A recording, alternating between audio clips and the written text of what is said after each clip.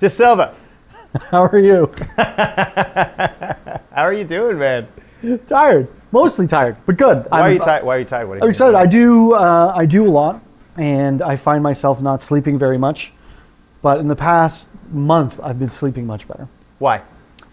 Oh, I've started. There's been somebody in my bed sleeping with me, so it makes it easier. That is nice. That's great. Nice. But also, just getting all my ducks in a row and getting kind of settled into what I'm trying to do in the next 2 months, I guess. Welcome to On the Trail with Isaac Peltz, and this time William Wilson, and this time Sergio de Silva.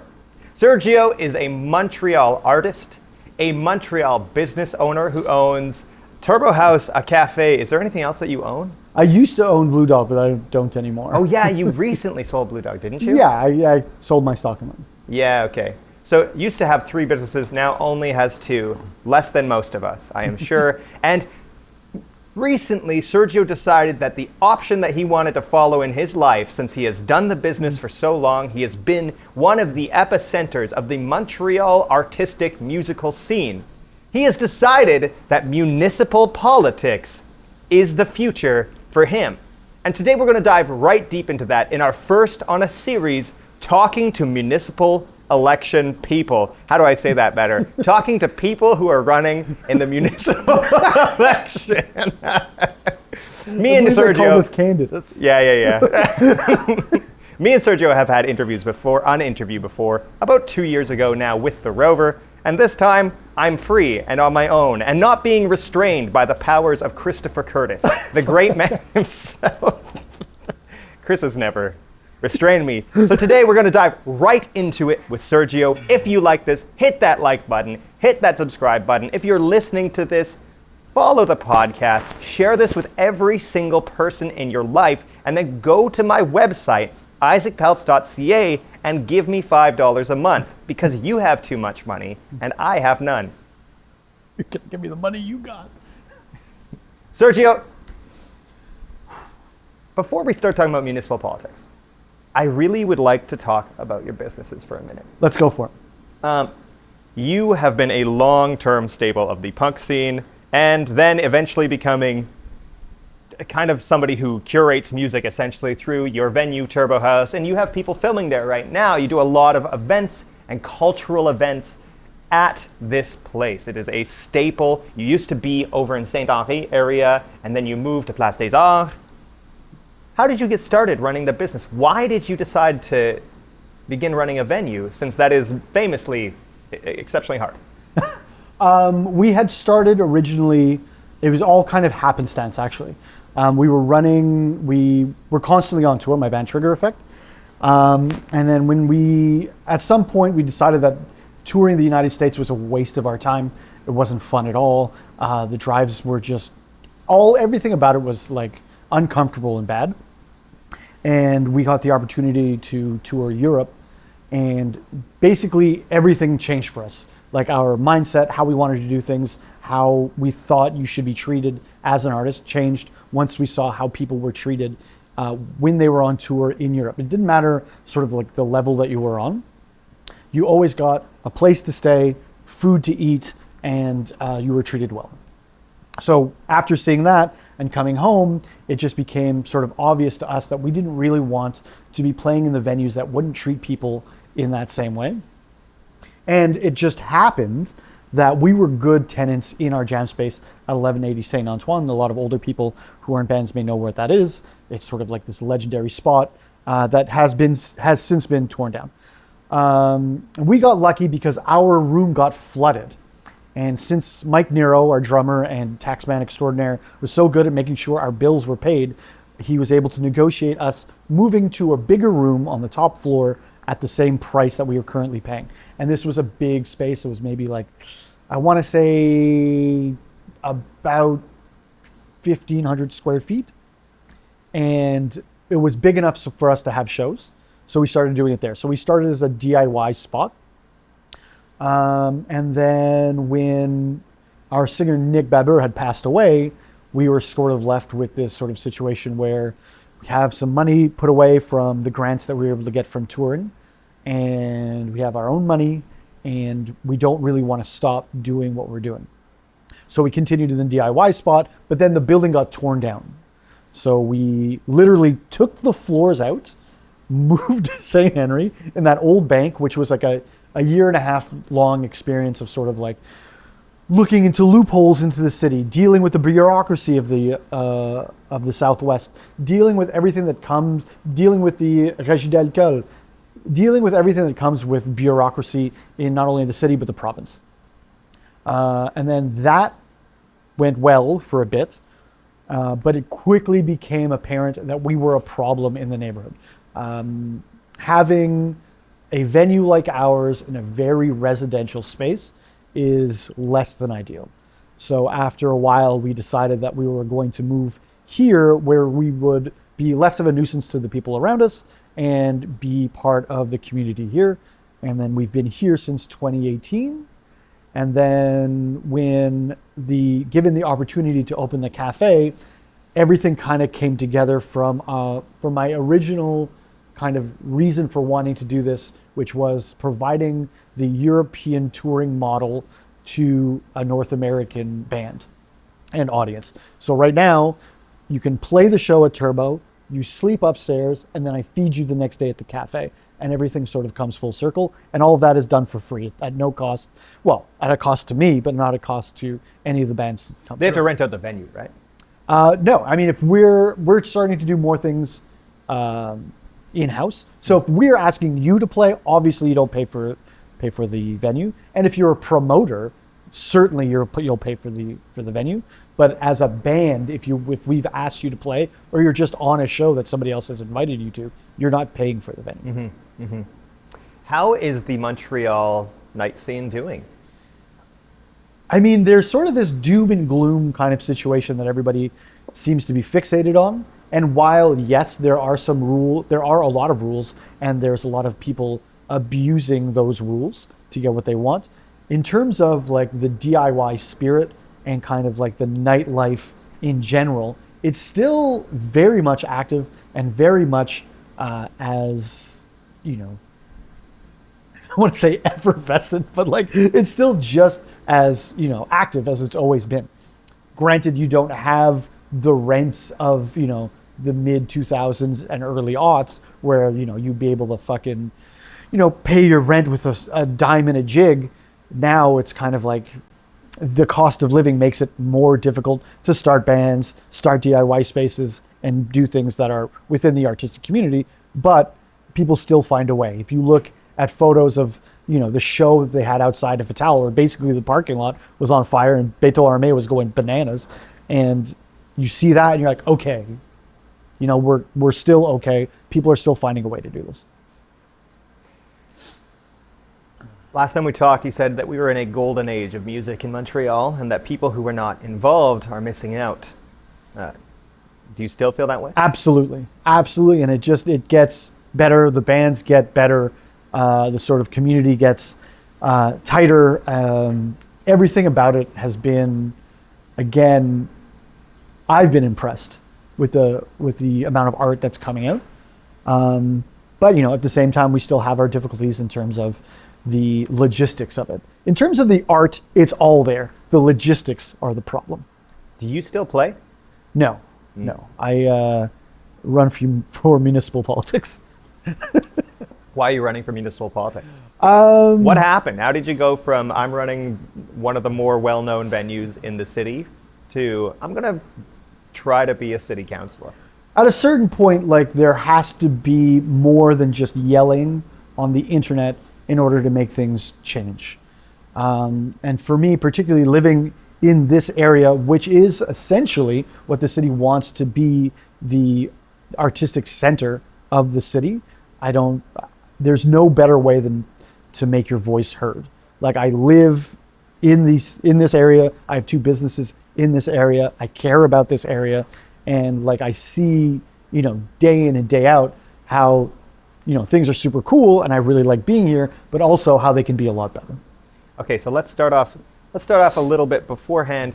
How much experience do you have in regards to politics? 0. Yeah. And so do you feel that will help you to run for this municipal election, or do you feel that that's going to harm you? I mean, not knowing anything certainly won't help me.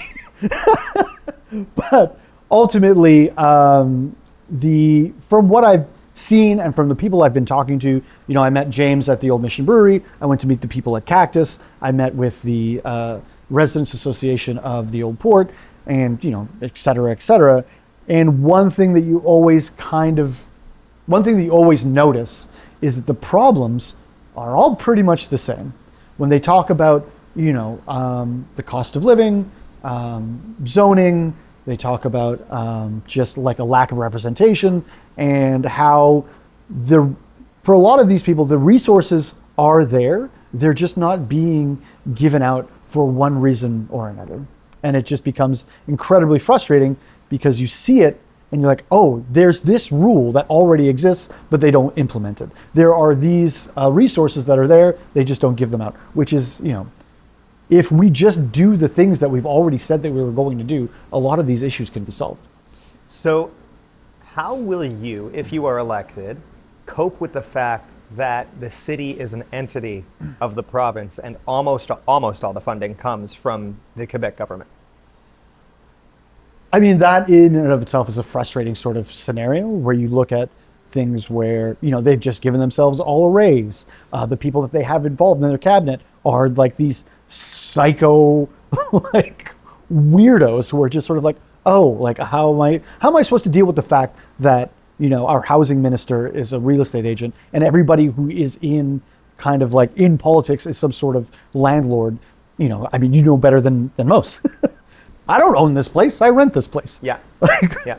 But like to sort of like deal with that is a problem in and of itself. Like where you're seeing like all these funds are being slashed, and like you have to be able, again, my hyper focus will be on the resources that are already available and the rules that are already in place and implementing them to the point of making everybody miserable that's around me who has to work with me. Well, let's start off just talking about very particular issues that I think Montreal faces across the board. Everyone knows it, everyone sees it constantly. So let's talk about homelessness first. I mean, that's the biggest one. The driving cause of homelessness, for those of you who don't know, and along with Gabriel Brassard-Lacour, did the largest investigation into the housing crisis that has ever been done in Canada. 6 episodes of a podcast in both French and English, as well as 5 articles in both French and English. You can go look at it. It's a very good resource to understanding the vast landscape of the housing crisis. And something that most people don't know, or something that a lot of people on the right say, which is not true, is that people become homeless because of addiction. This is not a fact. People become homeless mostly because housing is unaffordable and life is unaffordable. And without any affordable options, people are unable to stay stable, especially when you have something such as a disability. Meanwhile, people who are Indigenous, for example, often get profiled by landlords, and because other landlords are encouraging people, their friends, other landlords within their little union, to not rent to the Indigenous because of a few bad incidents, a few bad apples here and there, suddenly the whole community struggles to find a single place for housing. And so, how do you think we should address it? We just saw the other day, I think it was literally 2 days ago, that the Projet Montréal removed the 20-20-20 rule, the idea that there should be 20% socialized housing, anyway, etc. How would you deal with it? Why didn't the 20-20-20 rule help the city and prevent homelessness? And what are your solutions instead? 20-20-20 rule didn't work because they didn't implement it properly. They gave the developers a way out by paying fines, which, to the tune over the 5 years that they were there, made maybe 25 million, and who knows where that money went. They put in a rule that was good, that could have worked, and they just didn't implement it properly. Nobody in the 5 years that the rule was in place put any of the social housing, family housing, or affordable housing. And if you don't make people do the things that you tell them to do, obviously it's not going to work. If you give them a monetary way out, obviously it's not going to work. Right off the bat, immediately is to sort of like leave that rule in place and use it the way it's supposed to be used. Absolutely. And and don't give any leeway to people who are building smaller units, which after 2024, that's exactly what they did.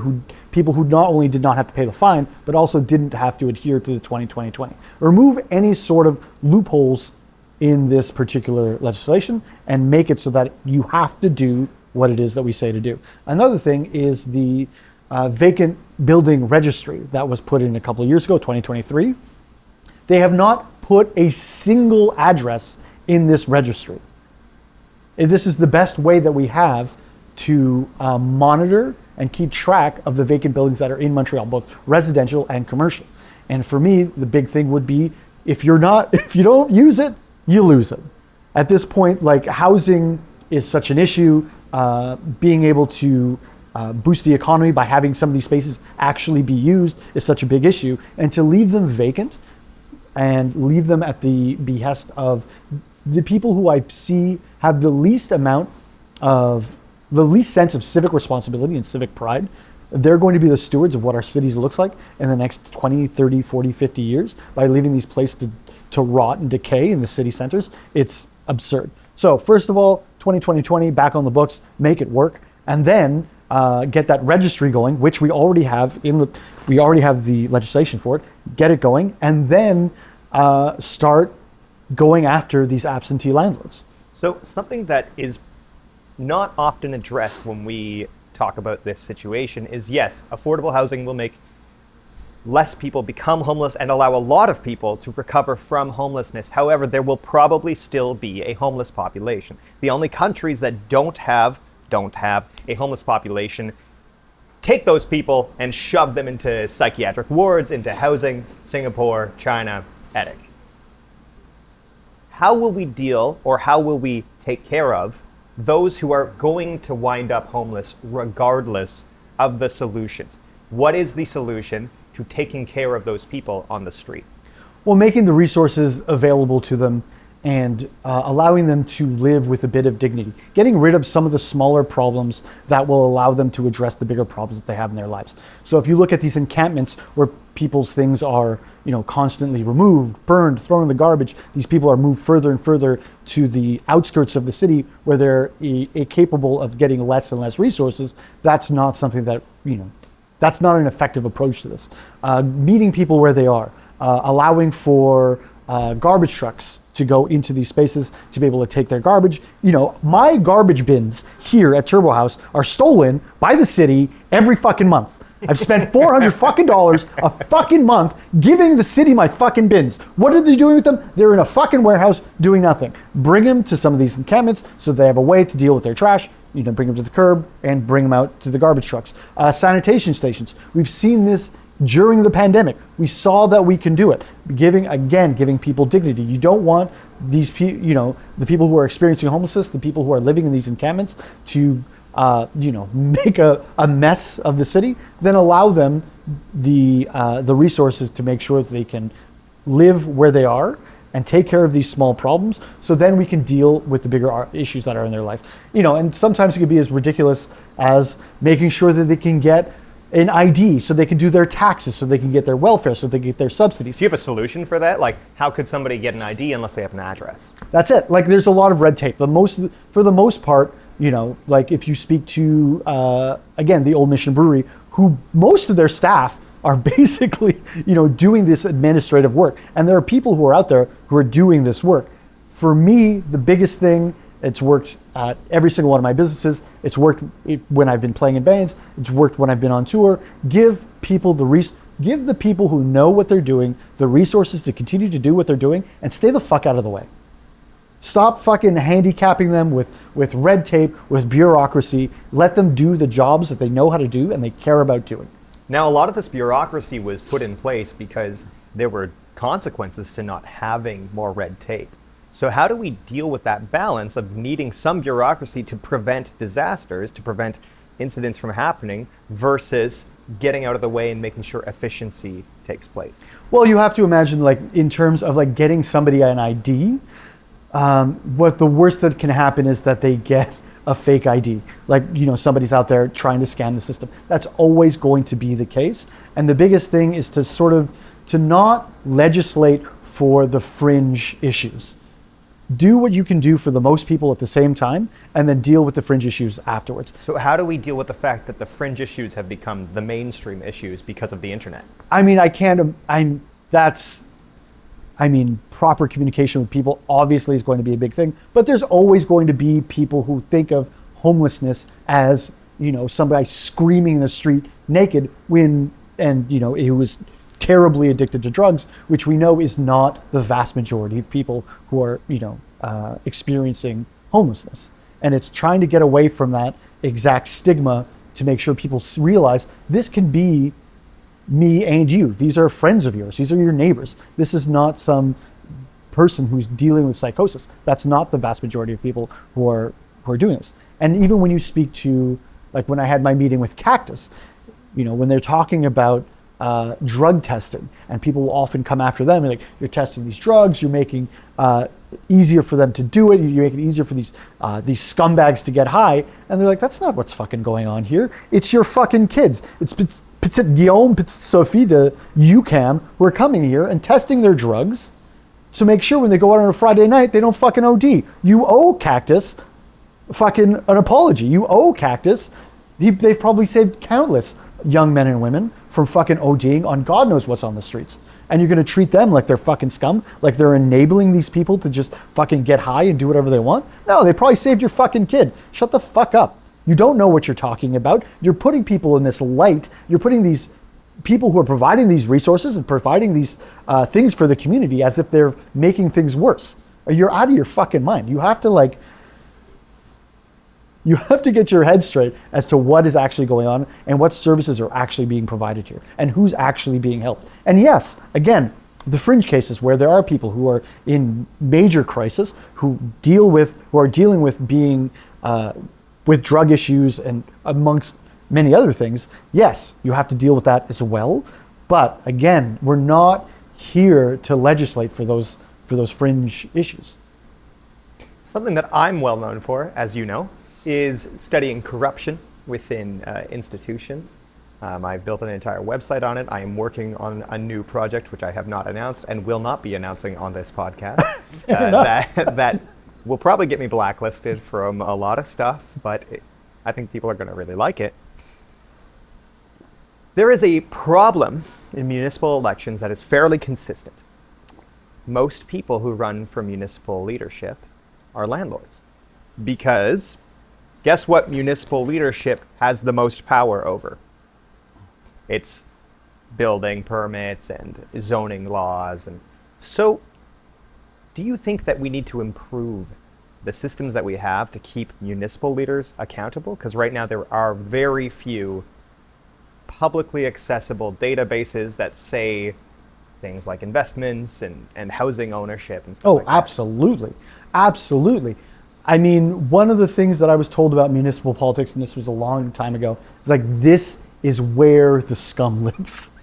When you're talking about politics, you think federal, like whatever, Carney's going to tell you how many ducks you can hunt, like in terms of your day-to-day. Like, they're not really going to affect your day-to-day. Municipal, provincial, more so, obviously. Yeah, provincial and municipal affect every day of your life. That's it. And federal, it's almost esoteric. It's kind of in the ether a little bit. That's it. Yeah.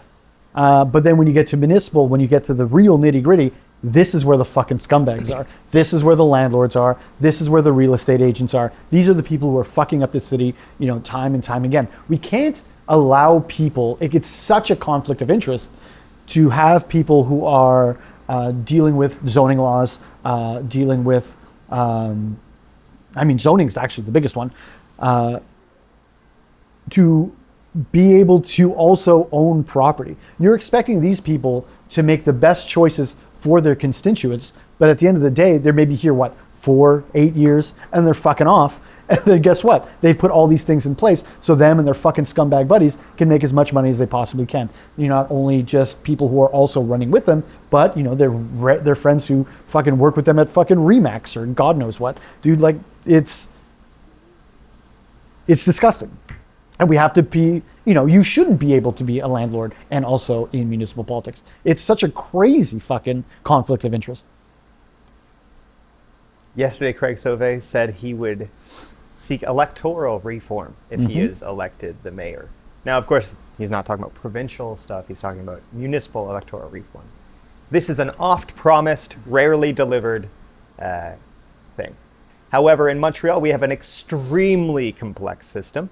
Each circonscription has 3 people you vote for, except Ville Marie, which you have 2 that you can vote for. And then it gets more and more complicated. Then there's the advisors to the mayor, etc. It's very complex. It's probably the most complex city election system I've ever seen. How will you go about pushing for that along with Craig Sauvé if he wins, or if he doesn't win and you get elected? What will you do to push for something such as electoral reform? I mean, that's actually something that's huge in Ville Marie, because Ville Marie is one of the only places that doesn't elect its mayor. The mayor of Montreal becomes the mayor of Ville Marie. And that's something that everybody here has a problem with. Like I've had the meeting with the people in the Old Port. I'm having a meeting with people in Chinatown. This is a huge area. It's massive. That's it. It goes all the way from, if you guys know Montreal area, it goes from Atwater all the way to Papineau. Yep. Yeah. That's a massive amount of land. That's it. And, it should have 5 representatives, and that's a lot of people. It's in the downtown core. And, obviously, I think it was, I can't remember who it was, but they went to Quebec City being like, well, if I'm the mayor of Montreal, I should be the mayor of the core of the city, the heart of the city, which is basically Ville Marie.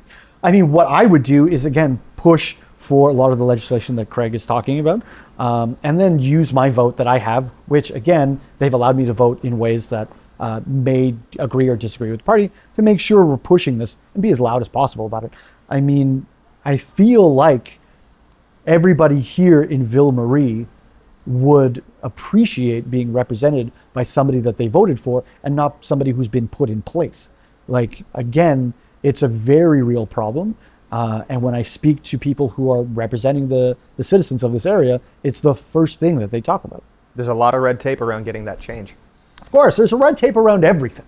And again, when you look at some of these housing issues, especially in Ville Marie, where it has a huge amount of historical buildings, and the red tape around getting these things fixed is astronomical. For me, when we were trying to put a sign in front of Turbo House, it took a year for us to go through all the paperwork, and just in the end, for them to say that we could take a 1x2 photo plank that we could put in front of the bar. I was like, well, it is a bar, and what you've basically given me is a memorial plank as if they died. Here lies Sergio de Silva. No, that doesn't work. So again, you have to find the loophole, and then I just put a temporary sign up front, which follows the rules. But when you're looking at places like Chinatown and the Village, where people want to invest and they want to be able to fix these buildings, at the end of the day, the costs are astronomical. So part of that is the city needs to take some initiative into paying for some of these costs if they want to keep the buildings looking the way they do. And if they don't, well, then you have to allow people to sort of again, circumvent some of this red tape and be able to do things in a way that gets them. I mean, I'd rather have a building in Chinatown that isn't exactly the way it looked like 50 years ago than a decaying, crumbling building. Urbanization has become the culture war scapegoat in 2025.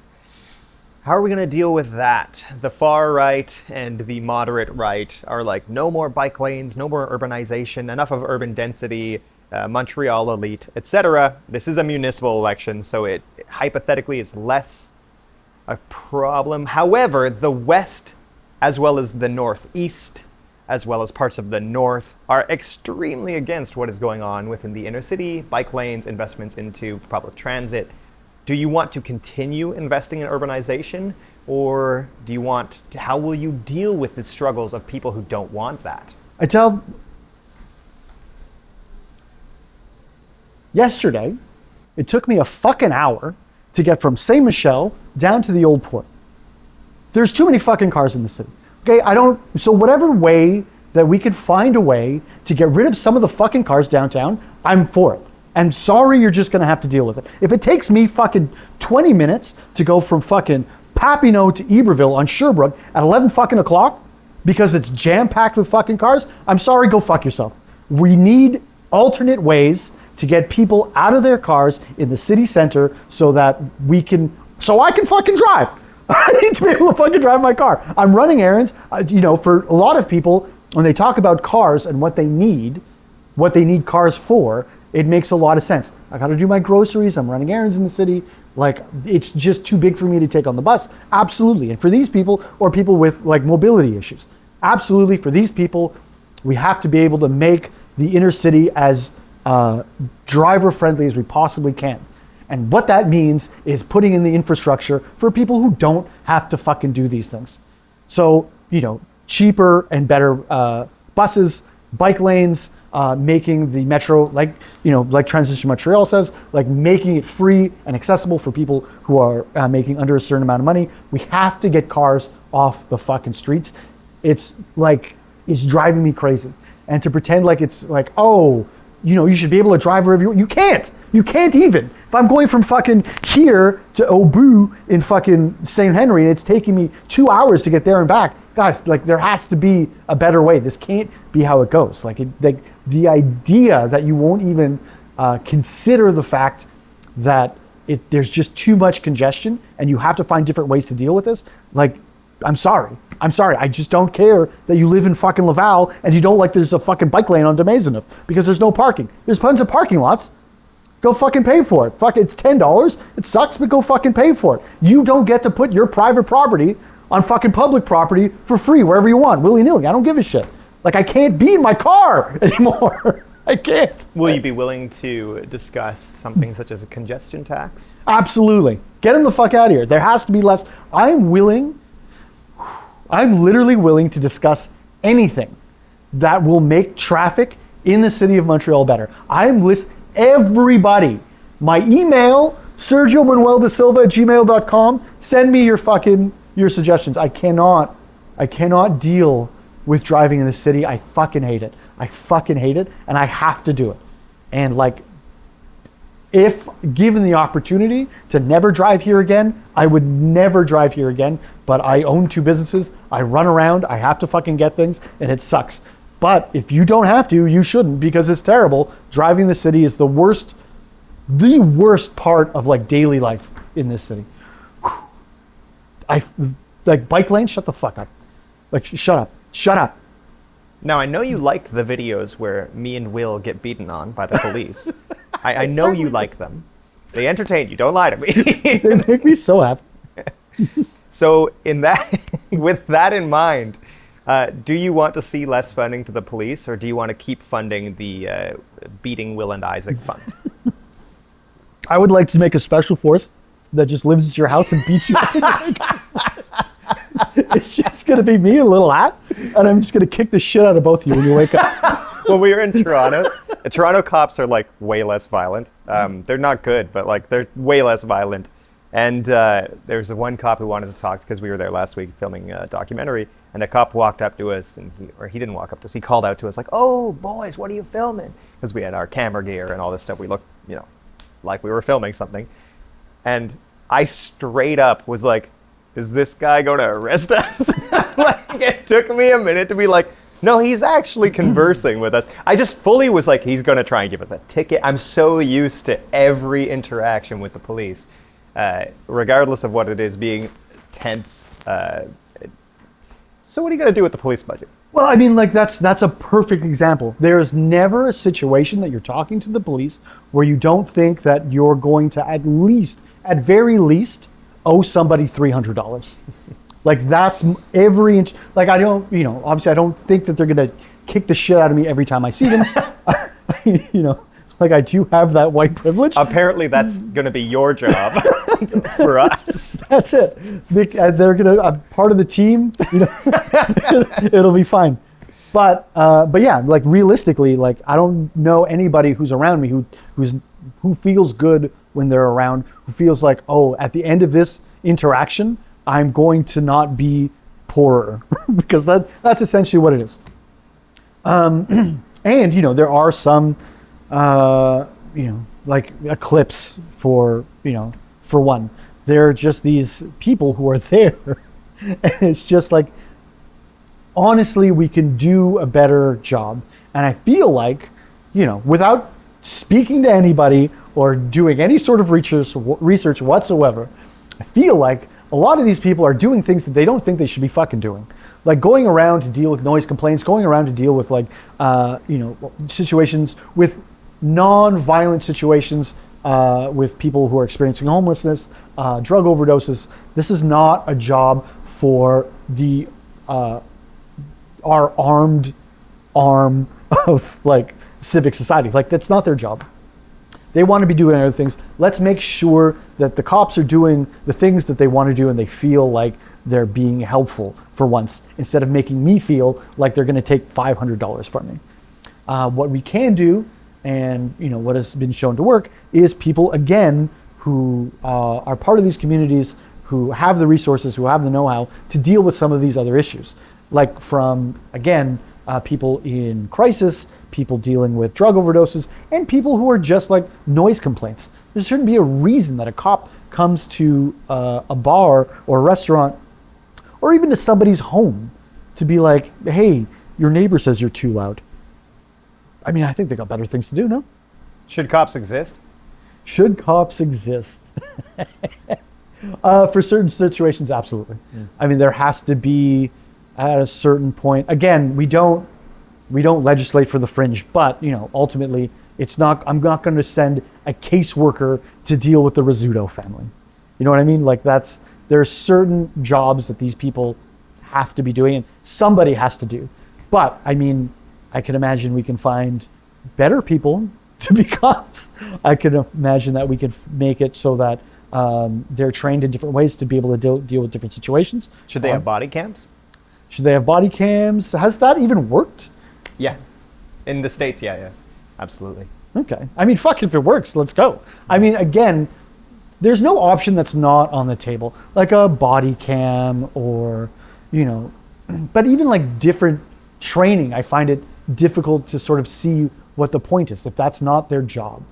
You know what I mean? If I don't believe that that's their job, then what are we doing? I'm also like, a prison abolitionist. I don't fucking believe that anybody should be going to fucking jail.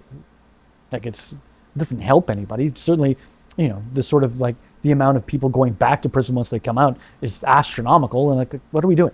There have to be better ways of dealing with these situations. Do I think jails should go away tomorrow? No, but should we be working towards it and like sort of like allowing people to be able to be out in public if they're non-violent and if they're not a threat to the people around us? Absolutely.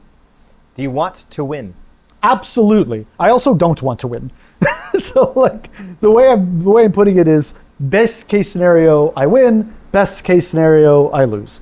Like I'm not here. I don't want to be the mayor of Montreal. I don't want to be in any one of these different little, the treasurer or whatever. I have no aspirations beyond being the counselor for the place that I live in, because I would like the place that I live in to be better. I don't want to look at fucking garbage all goddamn day. Like if I go back here into the alley, there used to be an artist-run space with residences that the landlord had thrown everybody out through a loophole, and it's been a fucking crack house for 2 years. I don't like living behind a fucking crack house. Like it's not fun. It can be a bit dangerous. It's bad for my staff. And these are the kind of things that I can fix in the area that I live, in the neighborhood that I love. Then I'm gonna fucking do that. Like it's not, I don't live in Ville Saint Laurent. I don't live in TMR, like where I can just turn my brain off and like, okay, this is not a problem for me. I'm the one who's sleeping in this fucking bed at 6 a.m. when somebody's screaming their fucking head out, in front of my goddamn house. Like my problems are the same problems as the people living here, and I like to fucking think that I can help fix some of these problems. If by nothing else, sheer force of will and spite. Well, thank you, Sergio, for having this interview with me. I appreciate your time. I know you have businesses to run and about a million other things that you could be doing right now. I wanted to do this. I've been fucking ready to go. I've been wanting to scream particularly about bike lanes. I mean, I feel like it's such a non-issue in terms of like. It's strange that it's become a left-right thing. Yeah, why do you care? Like I know you want what comes from alternative transportation. I know you want it because you're coming in from fucking Candiac and you want to be able to drive your fucking Hummer in the streets of Montreal like a fucking degenerate. I know that's what you want. And in order for that to happen, there has to be other ways for people to travel. People are going to be on their pixies. People are going to be on their bikes. People are going to be on their little wheels that looks like, you never seen those things? They have a helmet and it's just like a wheel and it looks like they're... Hoverboards?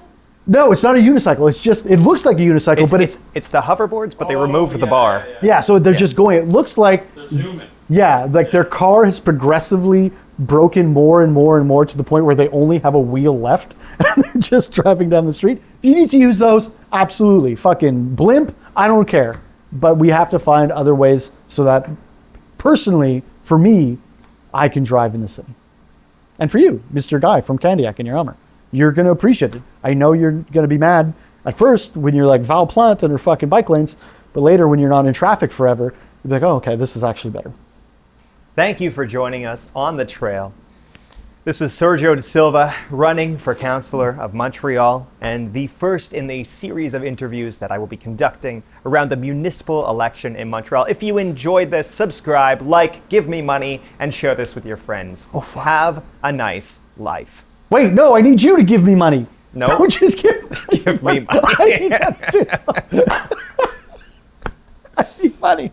You're going to give me the money that you got. Give me some of the money you're going to give him. Give it to me. I'm going to make bike lanes.